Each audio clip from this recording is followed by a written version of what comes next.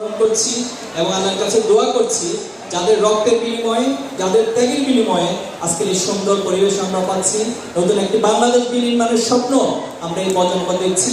আমরা সেই সকল শহীদদেরকে শ্রদ্ধা জানাই, কৃতজ্ঞতা জানাই, আল্লাহর কাছে দোয়া করে আল্লাহ যেন সবাইকে শহীদ হিসেবে কবুল করেন।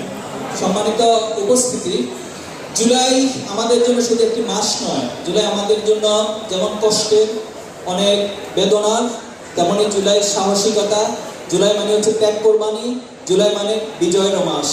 এই জুলাইকে অনেকে অনেকভাবে ভুলিয়ে দেওয়ার চেষ্টা করছেন, জুলাই স্পিরিটকে হারিয়ে দেওয়ার জন্য চেষ্টা করছেন, সেটা প্রকৃত প্যাসিভ যেমন চেষ্টা করছেন, আবার তাদের কিছু দোসররা তারাও বিভিন্নভাবে চেষ্টা করে যাচ্ছেন।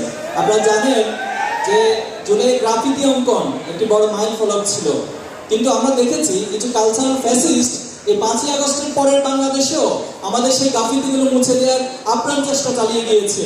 আমরা তাদের কাছে হুঁশিয়ারি উচ্চারণ করতে চাই, আপনারা এই কালচারাল ফ্যাসিজমের মধ্য দিয়ে যে হাসিনা তৈরি করেছেন, যদি অদূর ভবিষ্যতে আবারও সেই স্বপ্ন দেখেন, আমরা মনে করবো আপনাদের এই স্বপ্ন আপনাদের জন্য দুঃস্বপ্নে পরিণত করবে এই প্রজন্ম। ইনশাআল্লাহ আমরা আল্লাহ তাআলার উপর আস্থা রাখছি, আমরা বিশ্বাস করছি যে যে সুযোগ আমরা পেয়েছি, এই প্রজন্ম তারা যতটা সচেতন, তারা যত বেশি জুলাইকে ধারণ করে।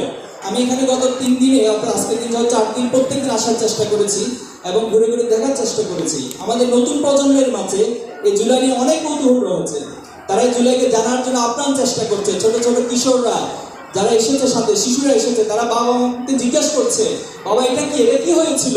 আবু সাইদের ছবি দেখিয়ে তারা জিজ্ঞেস করছে, আবু সাইদের কি হয়েছিল? আমরা বিশ্বাস করি বাবা মায়ের এই উত্তরের মধ্য দিয়ে, আমাদের অভিভাবকদের উত্তরের মধ্য দিয়ে আগামী প্রজন্ম গড়ে উঠবে এবং এই আগামী প্রজন্মের হাত ধরে জুলাইয়ের যে কাঙ্ক্ষিত স্পিরিট, সেটা আমরা ধারণ করব।